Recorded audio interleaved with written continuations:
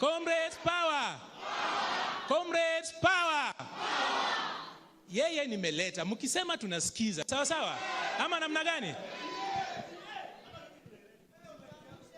Comrades power. Comrades power. Comrades wisdom. Mimi nimekuwa nikinyima mic, sijui ni kwa nini. Nataka kuinject. Ni inject ni si inject? Hapa nimekuja kusema ukweli. Swali zote mmeuliza. Niseme nisiseme? Kwanza, hii party yetu ya UDA, this is our UDA party, iko na pesa. Haina. Si iko nayo? Kweli si kweli? Na hii party yetu ya UDA ime-create hii Comrades chapter ili watutem kama Gen Z 2027. Kweli si kweli? Niseme nisiseme? Niendelee? Na sasa mimi ni kuna kitu moja ya kuambia watu wetu wa UDA. One thing. I only have one thing.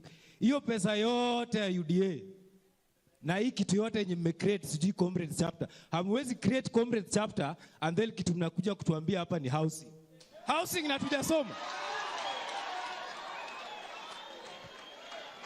Eti, let me continue. Comrades relax. Acha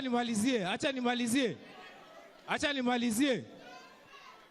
Mheshimiwa hapa, Mheshimiwa namjua, former senator Mombasa, alisema they want to create a UDA academy. You cannot create a political academy na masomo ya hapa university atusomeshi. Kweli si kweli? La mwisho comrades. Comrades power.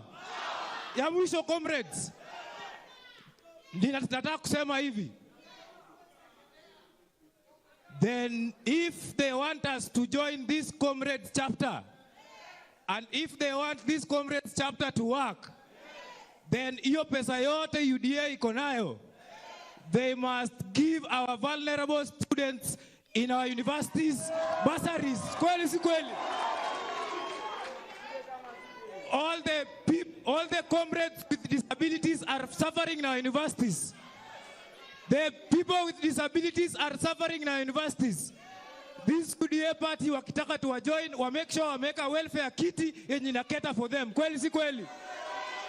Niendelee? Kuna yule jamaa wa Kabarak governor aliuliza swali ya kuinama. Hawajajibu, wamejibu hawajajibu.